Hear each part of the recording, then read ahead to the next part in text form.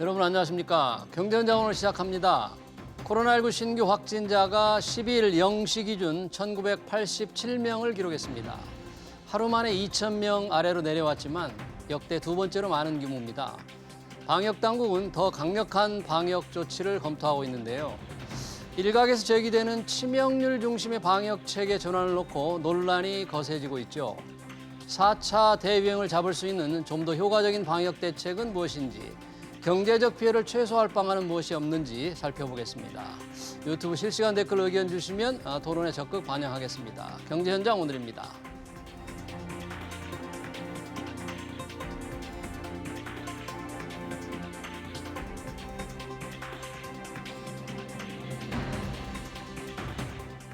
네, 방역 대책, 경제적 피해 토론하기 위해서 두 분 모셨습니다. 방역 전문가인 신상엽 KMI 한국의학연구소 학술위원장, 그리고 경제 전문가인 정철진 경제평론가입니다. 두 분 어서 오십시오. 네, 안녕하십니까. 반갑습니다. 안녕하세요.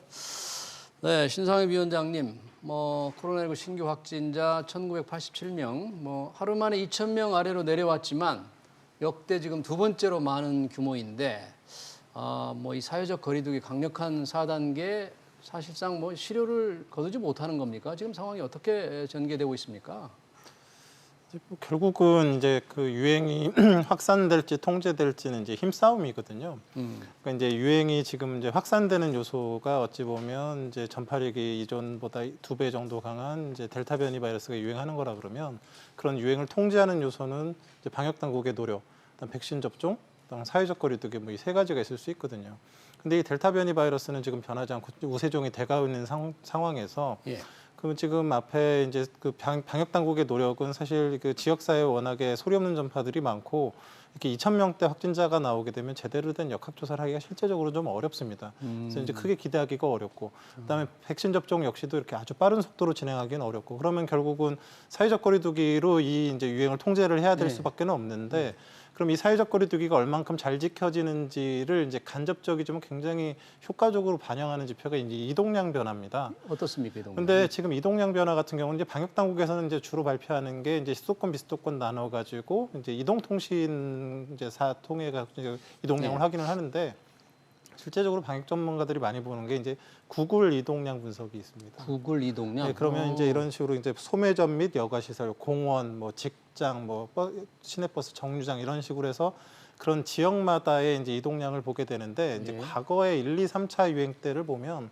그 유행의 확산과 이동량 중에서 이 그 소매점 및 여가시설, 그러니까 카페나 음식점 이런 곳하고 공원, 그러니까 이제 진짜 공원이나 해수욕장 같은 이런 지역에서 이동량이 늘 때 그 확산세가 이제 증가해왔던 그런 것들을 보이게 되는데, 지금 최근 들어까지 계속 지금 말씀드렸던 지역에서의 이동량이 계속 늘고 있습니다. 이동량이 오히려 늘고 있다. 그래서 지금 사회적 거리두기 수준이 그 4단계, 3단계로 굉장히 수도권 4단계로 오랜 기간 하고 있지만, 충분한 만큼의 지금 그 이동량 감소가 이루어지지 못하고 있고, 그 과정에서 유행이 지금 완전히 통제되지 못하고 조금씩 확산하는 양상을 보이고 있는 것 같습니다. 그러면 정부가 사회적 거리두기를 강화하는 걸 검토한다는데, 지금보다 어떻게 더 강화할 수 있는 방법이 있어요? 사실 기존에 이제 정부에서 해왔던 방식들을 고려를 한다 그러면 이제 코로나19가 주로 집단 발생을 하고 있는 고위험 시설들 중심에 집합 금지를 늘린다거나 영업 시간 제한을 제한을 하거나 사람들 간 이제 모임의 이제 인원수를 감소하고 그렇게 하는 건데요. 실제적으로 이제 과거와 달리 지금의 4차 대유행 같은 경우는 본인이 걸렸는지도 모르는 지역사회 조용한 감염자들, 젊은 사람들, 그 사회활동이 활발한 사람들 중심으로 나타나고 있기 때문에 단순히 고위험 시설에 대한 집합금지만 가지고 굉장히 뚜렷한 실효성을 거두기는 어렵거든요. 그래서 그 이제 집합금지 같은 그런 사회적 거리두기의 상량만 가지고는 충분한 그런 효과를 얻기에 한계가 있고, 또 이렇게 강력한 사회적 거리두기, 실제로 셧다운까지에 준하는 그런 사회적 거리두기를 하게 되면 지금 이미 이런 그 국민들의 피로감이 한창 심해진 상태에서 국민들이 견디기도 어렵고 수용성 자체도 굉장히 떨어지게 됩니다. 그래서 힘들게 올려는 놨는데 그거에 대한 효과는 별로 보지 못하는 이런 모두 다 이렇게 좋지 못한 상황들이 벌어질 수도 있거든요. 그래서 어느 정도 이제 경제 활동을 유지하면서 지금 이제 얘기가 되고 있는 거는 지금 이제 사회적 거리두기의 이제 그 목표는 확진자 수가 감소하고 유행이 통제가 되면 낮추겠다 이렇게 되어 있는데 예. 제가 보기에는 지금 다른 나라들 백신 접종을 70% 이상 완료한 나라들도 뭐 지금 대규모 유행이 계속되고 있는 델타 유행 그 변이 유행상에서 대규모 유행이 예. 되고 있기 때문에 사회적 거리두기를 강화하는 것만으로 이게 통제가 될 가능성이 없고 그래서 이제 목표 자체를 확진자 수 감소보다는 지금 제가 보기에 제일 중요한 거는 지금 의료 시스템 붕괴가 되지 않는 수준으로 유지하는 그런 수준의 사회적 거리두기가 중요하다고 생각을 하거든요. 그래요? 그래서 이제 목표 자체를 그냥 그 사회적 그 전체적인 확진자 수 감소 통제 이런 수준보다는 의료 시스템이 유지하면서 경제 활동을 영위할 수 있는 어떤 그런 접점을 찾아서 이제 백신 접종 그 과정에서 백신 접종 숫자를 늘리는 그런 방향으로 가야 되지 않겠나 이런 생각을 해보게 됩니다. 그러니까 사회적 거리두기를 지금 이렇게 강화된 상태가 한 달 이상 계속되고 있는데 실효성이 없으니까 목표를 바꾸자는데 그 목표가 이제 의료 체계의 대응 문제. 그 부분은 조금 이따 얘기하고요. 현재 그 정철진 평론가님 네. 그러면 정부가 뭐 사회적 거리두기 더 강화할 방법이 있는지는 모르겠는데 이미 그 피해가 경제적으로 엄청나게 나타나고 있지 않습니까? 지금 상황에서 더 강화한다. 뭐 이러면 어느 정도 우리 경제에 영향을 줄지. 그렇죠. 이제 피해가 크다고 말씀을 하셨는데 이게 좀 네. 구분을 해봐야 됩니다. 그러니까 내수와 수출이 예. 확연하게 다르고요. 우리가 이제 당초에 코로나19 작년 터졌을 때 그 다음은 어떻게 될 건가 해서 이제 K자 성장 이야기 많이 하지 않았었습니까? 예. 잘 되는 쪽은 계속 K에 위로 뻗어나가고요. 안 되는 쪽은 계속 밑으로 떨어지고 이제 이런 양극화에 대한 모습들이 나오고 있는데 예. 지금도 수출 쪽은 승승장구입니다. 잘 돼도 너무 잘 되고요. 예. 월별로 550억 달러도 넘어섰습니다. 지난 7월에는 이대로 예. 가면은 뭐 꿈의 숫자라고 하고 있는 연간 6천억 달러 수출도 현재로서는 이제 갈 수가 있는. 물론 이제 작년에 코로나19 터졌을 때는 산업계 셧다운이 있었죠. 공장 문을 닫았는데 지금 상황으로는 산업계 셧다운은 이제 그럴 가능성은 매우 낮고요. 예. 또 이런 기업들도 재택근무라든가 이런 게 이미 이제 1년 새에 너무나 빠르게 시스템이 정비가 돼 네. 있었기 때문에 아마도 이런 식으로 이제 대처를 할 것 같은데 예. 이제 문제는 조금 있다가도 계속 언급을 하겠지만 예. 내수 쪽에 있는 또 한 축인 내수 기업과 자영업자들입니다. 자영업자들. 네. 네. 이 중에서 내수 기업은 뭐 지금 뭐 물가 상승이다 뭐 어떤 식으로 버텨나가고는 있는데 지금 우리네 자영업자들은 이미 저는 마지노선을 넘었다라고 보고 있고요. 지금 자영업자 대출 같은 경우가 400조 원이 넘었는데 예. 이제 지금은 원금 뭐 유예, 뭐 이자 유예, 납부 유예를 통해 가지고 시간을 끌어주고 있지만 예. 이런 상황이라면 코로나 19가 잠잠해진 그 다음부터 빚폭탄이 터질 테니까 예. 만만치가 않은 이런 분위기였기 때문에 뭐 어떻게든 이 자영업자들 내수 쪽의 시장을 살리려면 거리두기 완화밖에는 없죠. 그런 상황이기 때문에 이게 딜레마에 빠졌는데 예. 예. 좀 앞서간 나라 사례들을 좀 보면 예. 좀 특이한 공통점들이 나오는 게 예. 백신 접종률이 전 국민의 한 3분의 2가 넘어가는 시점이 되면 예. 이제 속속 일종의 이제 공존에 대한 타협 이런 안들을 많이 이제 내놓더라고요. 뭐 위드 코로나 뭐 이런 겁니다. 그런 코로나 겁니다. 함께 일상에 받아들일 수밖에 없다. 받아들일 수밖에 없다라는 이제 선언들을 정부 차원에서 하는 거죠. 이제 예. 대표적인 나라가 싱가포르이 있었고, 그 싱가포르는 뭐 인구가 작으니까 우리 사이즈로 보면 영국이 예. 지금 이제 전 세계에서 아마도 총대를 메고 실험에 나섰는데 예. 영국은 존스 총리가 아예 이제 60% 넘어가게 되면서 예. 이제 그냥 다 풀어버렸죠. 예. 봉쇄도 풀어버리고 사회적 거리두기도 풀어버리고 예. 이제 했는데 중요한 시설 외에는 어. 아마도 지금 예. 우리도 이제 교수님도 이제 치명률 얘기하시고 의료 체계 뭐 지키자 이런 얘기도 예. 하셨는데 정말 그 고민을 음. 이젠 좀 해봐야 되는 게 저도 맞다고 동감을 하는데 네. 다만 이제 명분이 필요하고 그것이 이제 백신 접종률인데 우리가 지금 어제 보니까 41% 그쯤 됐죠? 네, 41% 1차 기준. 네. 됐더라고요. 그래서 이걸 좀 더 속도를 높여서 우리도 네. 한 뭐 50%, 60%가 된다면 그 지금 고민하고 있는 이 내수 부분에 이제 자영업자들도 어느 정도의 그런 이제 위드 코로나에 대한 명분이 좀 쓰지 않겠나 이런 생각도 조심스럽게 해봅니다. 예. 지금 뭐 백신 접종이 가장 중요한데 뭐 우리나라가 1차 접종 기준으로 지금 40%밖에 안 되잖아요. 그런데 이렇게 1차 접종을 늘리는 쪽으로 지금 방역 정책이 백신 정책이 왔는데 그것보다는 위중증 환자라든지 사망자를 줄이는 쪽으로 그러니까 2차 접종까지 완료시키는 걸 좀 늘려야 된다. 이 방역책에 어떤 변화가 필요하다는 주장인데 그거에 대해서는 신상혁 위원장님 어떻게 보세요? 실제적으로는 사실 둘 다 필요하죠. 둘 다. 네, 둘 다 필요한데 이제 우선순위에 이제 네. 문제가 있는데요. 이제 사실 델타 변이 이전에 이제 그런 바이러스 같은 경우는 1차 접종만 하고서도 굉장히 그 감염률을 줄일 수 있고 위중증 환자로 가는 걸 상당히 막을 수가 있었습니다. 그런데 이 델타 변이가 딱 등장하고 나서 연구를 해봤더니 1차 접종만 가지고는 그런 전체 한 30% 정도밖에 그 감염 예방이 되지가 않습니다. 예. 위중증으로 가는 환자를 줄일 수 있는 것도 충분치가 좀 못합니다. 그래서 접종 완료를 해야만 그래도 한 60%대의 이제 방어력이 나오고 위중증 환자나 사망자로 가는 경우는 이제 거의 다 막아주기 때문에 결국은 이 델타 변이에 대해서 효율적인 방어를 하기 위해서는 완료자가 필요한 상황이 되는 거거든요. 네. 근데 이제 1차적으로 지금 저희 대부분의 50세 이상의 어르신들은 뭐 거의 다 1, 2차까지 완료가 되신 분들이 많기 때문에 50세 이상은 아직 그렇게 많지는 않겠죠. 50대는 이제 지금 예. 진행이 되고 있지만 예. 이제 60세 이상은 뭐 거의 다 예. 접종하시는 상황이고 50대 그 60대는 더 완료하신 상태고 예. 50대도 지금 1차는 상당히 많이 진행되고 있거든요. 그래서 이제 기본적으로는 이제 이런 어르신들과 기저질환자들 중에서 접종 완료가 되지 않으신 분에게는 빨리빨리 이제 그런 부분들이 완료될 수 있게 하는 정책이 하나가 1차적으로는 가야 될 것 같고요.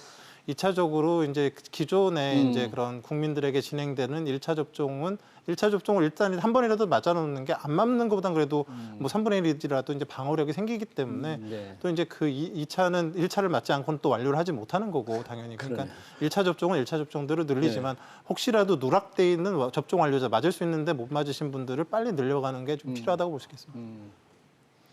그렇게 되려면 뭐 2차 접종 완료하는 것도 당연히 중요하고 1차 접종 늘리는 것도 다 중요한데 백신이 있어야 맞을 거 아닙니까 지금. 모더나가 제대로 들어오지도 않고 더군다나 그러다 보니까 왜 1, 2차 접종 간격이 있지 않습니까? 화이자 3주, 모더나 4주를 둘 다 뭐 6주로 늘리는 게 이게 좋은 거냐 나쁜 거냐 뭐 이런 논란도 계속 있는데 지금 우리 모더나를 비롯한 백신 들어오는 계획 같은 거는 뭐 어느 정도 차질이 지금 있는 겁니까? 지금 이게 정부가 1차적으로 확보한 게 이제 1억 회분 이제 분량이긴 한데요. 1억 명. 근데 지금 그 모더나 같은 경우가 이제 4천만 회분, 2천만 명분이 이제 들어올 예정으로 있었고 또 예. 이제 하나의 축 중에 하나가 이제 노바백스라고 그 노바백스. 이제 합성 항원 백신이 4천만 회분, 2천만 명분이 들어올 예정으로 돼 있었습니다. 근데 지금 노바백스는 승인이 늦어지면서 지금 우리 들어올 수가 없는 미국에서 상황이고요. FDA 승인을 못 받았어요. 예. 네. 그리고 지금 모더나 같은 경우는 뭐 생산이나 유통 과정 문제 때문에 지금 충분하게 지금 확답을 받지 못하는 그런 상황이기 때문에 결국은 앞으로 남은 시간은 화이자와 얀센 그리고 이제 아스트라제네카를 가지고 이제 1차 접종과 완료자를 늘려야 되는데 지금 아스트라제네카 같은 경우는 지금 제한이 50세 이상으로 걸려 있고 예. 그러니까 이렇게 실제적으로 확실하게 이제 쓸 수 있는 카드가 지금 화이자밖에 화이자밖에 없는 없네. 상황에서 이거 이제 이 확보된 화이자 물량을 어떻게 효율적으로 배분하느냐 이제 이런 상황이 이제 놓여져 있는 거죠. 그래서 예. 8, 9월에 이걸 좀 지혜롭게 잘 배분을 해야지만 어떻게든 델타 변이에도 방어를 하면서 그 전체 유행도 통제할 수 있는 조금 이제 좀 빡빡한 상황이 된 거죠. 답답하네요 지금 상황으로서. 정철진 평론가님 네. 지금 아까 내수 걱정을 많이 해주셨잖아요. 네. 수출은 괜찮은데 우리 증시가 지금 맥을 못 추는 것도 이런 이 바이러스가 다시 이렇게 늘어나기 때문 이 지금 영향이 큰 겁니까 우리 시장에? 뭐 있기는 있겠지만 예. 지금 주식 시장만 따로 놓고 보면은 좀 메커니즘이 다릅니다. 이게 그래서 더 큰 걱정인데요. 이제 제가 앞서 수출과 내수 중에서 수출은 너무 괜찮다. 예. 그래서 우리가 델타 변이 이 4차 대유행 전에는 우리도 그랬고요. 웬만한 세계 유수의 기관들이 우리나라 이제 4%, 4.1%, 4.2%의 성장률까지도 이제 전망을 했었는데 예. 지금 이제 현재 시점에서 좀 말씀을 드리면 예. 일단 수출 부분부터 먼저 말씀을 예. 해드리겠습니다. 오늘 그러니까 예. 정확히는 어제 저녁이죠. 모건 스탠리라는 이제 세계 유수의 투자은행에서 예. 메모리 반도체 시장의 업황을 이제 Winter is coming이라고 겨울이 다가와 있다고 완전히 뷰를 바꿨습니다. 그래요? 예, 그러면서 지금까지는 원래 메모리 반도체라는 게 수요와 공급의 주기를 탑니다. 그러니까 그러니까 수요가 많을 때도 있고 적을 때도 있고 뭐 이렇게 돼서 지금 뭐 시장도 시클리컬하게 가게 되는데 네. 최근에 한 3년간은 수요가 늘 많았거든요. 예. 그러니까 공급은 늘 부족했죠. 예. 그러니까 메모리 반도체 가격은 계속 올랐고 삼성전자, SK 하이닉스는 승승장구했고 결과적으로 우리 수출이 정말 이 코로나 시국에도 잘 돼서 한국 경제에 버텨왔는데 문제가 정말로 물론 모건 스탠리가 신이 아니고 다 맞출 수는 없지만 네. 정말 메모리 반도체에서 이제 드디어 공급이 수요를 역전하는 시점이 왔고 공급이. 예, 이제 예. 메모리 반도체 가격 하락의 시기가 왔다라는 분석 보고서였거든요. 오. 그리고 나아가서 삼성전자와 SK 하이닉스를 팔아라. 비중 축소 의견까지 이번에 함께 내면서 셀 주문을 냈단 말이에요. 비중 축소를 냈습니다. 비중 축소. 그래서 아. 어제도 그렇고요. 오늘도 그렇고 지금 이 반도체가 와장창 떨어지니까 예. 전체 시장에 약세를 보이고 있는데 예. 이렇게 되면 일단 수출에서도 역군이잖아요. 반도체가 뭐 40%를 그렇습니다. 차지하고 있는데 음. 이게 우리는 올해는 뭐 끄떡 없고 내년도 끄떡 없을 줄 알았거든요. 네. 근데 이러면 약간 빨간불이 들어온 거고 음. 내수도 우리가 당초에 4.2%의 경제 성장률을 예측했을 때는 예. 이거 없었습니다. 그러니까 4차 대유행 없이 수출이 이렇게 잘 되니까 예. 내수만 좀만 터져주면 휴가 때 조금만 더만 덮어주면은 그냥 쭉 간다 해서 이제 4% 예. 성장률을 나왔는데 음. 이렇게 사회적 거리두기 4단계가 올해 될 줄은 몰랐고요. 실제적으로. 근데 이런 흐름들이 간다면 수출 내수에 어쩌면 이제 동시 빨간불이 들어올 수가 네, 있고 그렇군요. 또 뭐 몇 가지 이제 해법으로 지금 손실보상, 뭐 소상공인 손실보상도 나오고요. 네. 재난지원금도 나오고 있는데 이게 또 딜레마가 뭐냐면 예. 지금 물가 상승이라는 지금 우리가 원치 않는 이 역효과가 예. 너무나 빠르고 크게 나옵니다. 아. 예, 미국에서도 어젯밤에 나왔던 이제 7월 물가 상승률이 5.4%. 뭐 이제 계속 5.4% 때문에 5%대가 물론 기저효과라고 그래서 작년에 낮았기 때문에 올해 5% 물가 상승률이다. 뭐 이렇게 애써 얘기를 하지만 지금 상황은 거의 인플레 국면으로 빠져들었거든요. 우리도 마찬가지고요. 예. 그렇다면 이게 우리가 뭐 말짱 도루묵 이런 표현 쓰지 예. 않습니까? 예. 돈을 투입해가지고 좀 하려고 하는데 물가가 올라버리면 계속 생계는 팍팍해지게 되는 이런 네. 악순환. 이제 그러겠네요. 그렇게 되면 다시 소비 여력이 떨어지는 이걸 이제 스태그플레이션이라고 하는데 예. 물가만 오르고 생활은 점점 힘들어지고 경제 성장도 멈추는 그 고비에 올 수가 있었기 때문에 어찌 됐건 이 탈출구를 다시 끊어내려면 예. 뭐 코로나19 얘기로 다시 돌아갈 수밖에 그러니까 없겠는데 그 이 네. 바이러스를 참는 수밖에 없고 백신 접종을 늘리는 수밖에 없는 거예요. 후자가 현재로서는 가장 현실적이죠. 백신을 뭐 우리가 지금 막 어떻게 할 수는 없지 않습니까? 예. 참 답답한 상황인데 신상엽 위원장님 그 백신 접종하는 간격 있잖아요. 화이자 모더나 아까 잠깐 3, 4주에서 6주로 늘어나는 효능에 정말 문제가 없습니까? 또 과학적인 어떤 결과나 분석 이런 건 어떻게 나와 있어요? 그 이제 백신 접종 간격이라는 거는 일반적으로 최소 접종 간격이라고 보시면 됩니다. 그러니까 뭐 1차랑 2차를 3주를 뒀다 그랬을 때 예. 5일 이상 일찍 오면은요 앞에 게 무효가 됩니다. 4일까지는 괜찮은데, 그러니까 땡겨지는 게 좋지가 않습니다. 그보다 더 당겨지는 땡길 게. 수는 없는 거고요. 예. 보통은 뭐 예를 들면 1차랑 2차 사이 간격이 6개월인데 2차를 2년 만에 맞으러 왔다. 유효합니다. 아무 문제 없어요. 그래서 그 뒤로 당겨졌을 때 효과가 문제가 되는 경우는 거의 없고, 뒤로 늘어났을 때는 별 그리고 실제적으로 뭐 화이자 같은 경우도 뭐 3주 간격을 네. 뭐 지금 그 제시는 하고 있지만 이건 최소 접종 간격이고 뭐 6주나 12주 이때 접종했을 때 간격으로 접종했을 때 항체가가 더 높게 나오거든요. 그러니까 효과가 떨어지는 건 절대 아닌데 문제는 1차랑 2차를 갖다가 효과가 뒤에가 더 높다고 이렇게 길게 더 버리면은 그 1차 접종, 2차 접종이 있다는 건 1차만으로 부족하다는 얘기 아닙니까? 예. 그러니까 부족한 면역 상태로 지내는 시간이 길어지면서 이게 걸리게 될 수가 있기 때문에 급성 감염병은 대부분은 가능하면 최소 접종 간격인 3주니 4주니 이걸 맞춰주는 게 당연히 지키는 맞는 게 거고요. 좋다 그런 거잖아요. 이제 이게 방역의 목적에선 당연히 맞는 거고, 근데 효과의 측면으로만 얘기했을 때는 늦게 맞았다고 해서 떨어지는 건 아니에요. 적어도 떨어지지는 않는다 이렇게 얘기할 수 있습니다. 지금 부산의 그 요양원에서 돌파 감염 환자 2차까지 다 맞은 분들 중에서 감염이 된 분들이 그렇게 많았다는데 이거는 어떻게 또 봐야 돼요, 그러면? 지금 거기 이제 요양병원에 계신 어르신들 같은 경우는 이제 기본적으로 이제 그 어르신들의 면역 체계가 활성화되어 있지는 못합니다. 그러니까 젊은 사람이 백신 접종하고 100만큼의 항체를 만들어낸다 그러면 어르신들은 50 정도밖에 못 만들어내거든요. 예.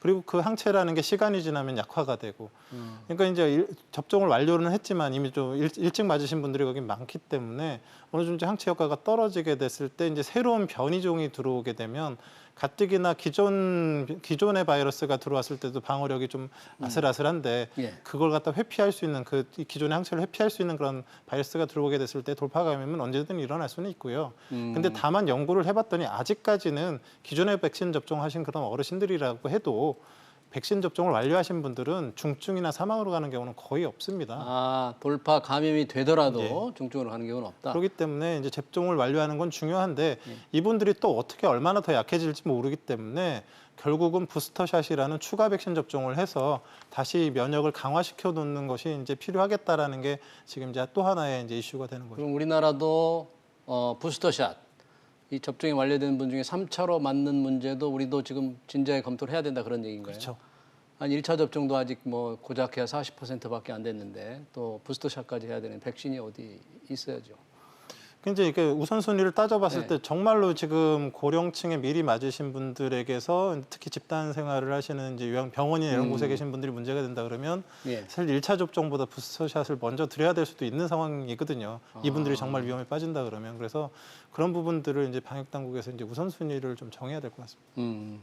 정춘일 평론가님, 뭐 경제 상황으로 다시 돌아가 보면 물가 걱정이 있긴 한데 지금 왜 소상공인들 이제 희망 회복 자금이라고 불리잖아요. 네. 피해 보상금 지원하고 또 국민들에 대해서 이제 재난지원금을 지급하는데 뭐 정부는 지금 뭐 예정대로 나올 것 같습니까? 뭐 지급을 한다고 하는데 뭐 추석 전에 어느 정도로 지금 계획이 잡혀 있어요? 그러니까 당초에는 뭐 지금 어쨌든 세수도 잘 거쳤고요. 상반기 초과 세수가 거의 50조 아니겠습니까? 뭐 언제든지 쏠 수 있는 또 예. 지급할 수 있는 그런 여력은 되어 있는데 이게 잘 보시면요. 사회적 거리두기 4단계이기 때문에 그 우리 뭐 국민재난금 소득 하위 88% 지급하는 것들이 지금 온라인은 배제입니다. 그러니까 오프라인 쪽으로 우리 작년에도 해봤잖아요. 예, 그러니까 예. 이게 이 성형 모순이 되는 거죠. 이거 예. 돈 쓰라고 줬는데 이건 결국 바깥 생활을 해야만 쓸 수가 있게 되는 이런 상황이기 때문에 지금 자체 모순 때문에 추석 전에만 지급하겠다 이제 이런 상황입니다. 그러니까 추이를 본다는 거죠. 그렇기 예. 때문에 그게 뭐 돈이 없어서는 아닌 것 같고요. 예. 사회적 거리두기와 이 코로나19의 상황에 따라서 아마 전국민 재난금의 이제 사용에 지급이 될 것 같고 예. 소상공인 부분들은 이제 두 가지로 나눠서 봐야 됩니다. 일단 이번에 포함된 것은 실은 이제 법 통과, 소상공인 손실 보상안 통과된 것이 소급 적용을 안 하기로 했잖아요. 그러니까 작년에 입었던 피해 부분에 대해서는 어떻게 할 수가 없는데 이제 소상공인들이 받은 피해는 크니까 그렇죠. 그러니까 위로금 형식에서 소위 말하는 아까 희망 자금을 주게 되는 것이고요. 예. 그래서 뭐 계속해서 집합 금지 됐던 뭐 이런 데는 뭐 최대 800만 원, 900만 원 얘기가 나온 거고 예. 이제 문제는 법 통과 이후에 사회적 거리 4단계가 걸렸단 말입니다. 현재 받는 피해. 예, 그러니까 이거는 지금 손실 보상이 되는 거죠. 법적으로. 예, 법적으로 네. 적용을 받게 되기 때문에 아마 소상공인 분들은 이제 지금 피해 부분부터는 예. 법으로 입법된 부분에 한해서 이제 보상을 받을 수 있게 됩니다. 네, 그렇군요. 법이 이제 통과되고 지금 이 거리두기 조치로 인한 피해는 법에 따라서 법적 근거에 그렇습니다. 따라서 보상을 받는다. 신상희 위원장님, 지금 아까 중증 환자 문제를 잠깐 말씀하셨는데 우리 병상, 의료 대기의 의료 체계의 지금 역량은 지금 어느 정도 굉장히 지금 걱정스러운 상황입니까? 아직 여유가 있습니까? 어느 정도 봐야 돼요? 지금 이렇게 이제 2,000명대가 한 뭐 1, 2주가 더 지난다 그러면 사실 굉장히 심각해질 것 같고요.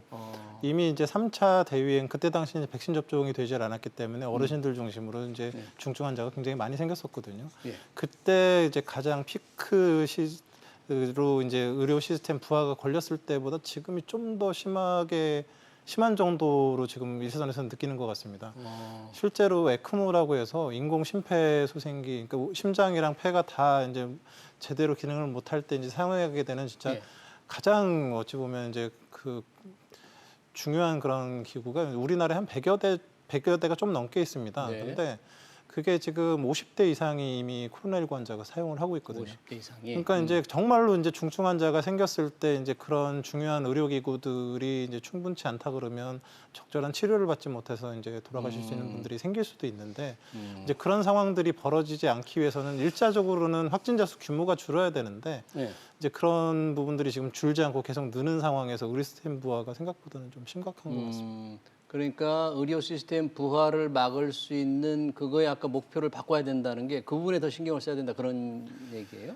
그러니까 이제 사회적 거리두기를 아무리 높여도 통제가 효과가- 되지는 어려운데 통제가 안 그렇다고 되고. 지금 단계에서 낮출 수는 없는 게 의료 시스템 부하 때문에 못 낮춘다는 거거든요. 제 말씀. 그래서 지금의 사회적 거리두기 수준을 낮추기 위해서는 의료 시스템이 어느 정도 감당할 수 있는 확인이 된 다음에 낮출 수는 있을 것 같은데 통제가 돼서 낮아지는 그런 걸 기다리기보다는 이제 좀 그 핵심 자체를 갖다가 이제 뭐 코로나19로 사망하거나 이제 중증 환자로 가는 사람들을 낮추는 방향의 사회적 거리두기와 의료 시스템 이런 보존 이런 부분들이 이제 일차적인 목표가 좀 돼야 되지 않겠나 생각을 네. 합니다. 그래서 예전에 우리가 목표는 코로나19가 통제돼서 우리 지역에서 거의 발생하지 않는 것 뭐 이런 걸 원했다 그러면 지금은 그렇게 되기는 굉장히 좀 어려운 상황이기 때문에 의료 시스템을 보호하고 의료 기능이 잘 확보가 되면서 경제 활동도 할 수 있는 그런 접점을 좀 찾아가야 되지 않겠나 생각을 합니다. 네, 정천지 평론가님 지금 우리나라도 그렇지만 다른 나라도 상당히 그 경제 이 코로나 델타 바이러스 때문에 경제적으로 조금 경기 둔화 얘기가 많이 나오잖아요. 특히 뭐 중국이 조금 그런 것 같은데 지금 그렇습니다. 그쪽도 상황이 상당히 안 좋은 거죠, 경제 상황. 중국은 근데 지금 워낙 미스테리에 빠져 있고요. 그 뉴스들이 내부 통제가 되다 보니까 이제 속속 이런 SNS라든가 나오는 그 정보와 뭐 공식적인 뉴스들이 굉장히 미스매치가 많이 나오고 있습니다. 예. 어젠가요? 그젠가요? 제가 신규 확진자 중국 봤더니 뭐 170명 뭐 이 정도로만 나오고 있으니까 예. 아니, 전 세계가 이런데 중국은 그 큰 땅에서 하루에 신규 확진자가 150명, 170명이라는 것 자체도 좀 그렇고 네. 최근에 그 정말 많은 기상이변 이런 재해들의 뉴스도 그러니까 민간 뉴스들이죠. 이런 것들이 막 나오거든요. 뭐 어마어마한 홍수 때문에 수백 대 차량도 죽고 사는데 네. 그런 공식적인 뉴스가 안 나오고 있기 때문에 지금 중국 상황을 좀 알 수가 없습니다. 그렇군요. 그러나 한 가지 확실한 건 네. 최근에 중국 경제에도 정말 이상한 일들이 많이 일어나고 있어요. 그게 그래요? 뭐냐면 중국 정부가 공산당이죠. 예, 아예 최대 부동산 그룹의 파산을 오히려 명령을 하는 거예요. 돈 빌려주지 마라 이런 식으로. 하고 우리가 잘 알겠지만은 알리바바 마윈과 싸워서 오히려 알리바바 기업을 중국 공산당이 막고요. 예. 뭐 사교육을 법으로 우리도 이제 과거에 과외 금지가 있었던 것처럼 뭐 아이들 선행학습 못한다. 예. 뭐 게임 규제 아직 나오진 않았지만 이제 게임도 뭐 몇 시간 내로 못 이제 완전히 통제로 가고 있고. 근데 하여간 속속 지금 예. 유명 경제 연구소들에서는 중국 경제 성장률을 하향 조정하고 있고요. 네. 더 큰 문제는 감춰져 있지만 중국의 인플레이션, 물가 상승이 저는 좀 통제 수단을 넘지 않았나. 그 정도 감춰져 있습니다. 근데 드러나지 않았다. 여기에서 조금만 더 원자재 가격 급등으로 물가 상승이 네. 튀면 그 많은 인구가 정말 버텨내기가 힘든 그런 네. 상황인데 반면에 미국을 좀 보면은요. 예. 그래서 우리가 이제 백신 디바이드라는 얘기를 많이 하는데 뭐 이런 코로나19 시국에도 구인난입니다. 구직난이 아니라 사람을 구인난. 못 구한다. 사람을 못 구할 정도로 기업에서는 예. 계속 잡 오퍼를 내고 예. 있는데 오히려 그 코로나19 수장 때문에 사람들이 직업을 안 찾는. 그러니까 지금 뭐 뉴욕주나 이런 데는 거의 뭐 70%도 넘었기 때문에 백신 접종률이 다 그냥 막 돌아가거든요. 아마 그런 것들, 그럼 양극화 현상들이 나오고 있죠. 네, 네. 백신 디바이드가 심각하다 그런 네. 얘기네요. 네. 신성엽 위원장님, 우리 뭐 역시 국내 백신 임상 지금 SK 바이오사이언스인가요? 뭐 3상 승인을 받았다는데 어떤 백신인가 좀 궁금하고요. 뭐 제대로 이상 결과도 안 나오는데 이렇게 3상 바로 승인을 할 수 있는 거예요?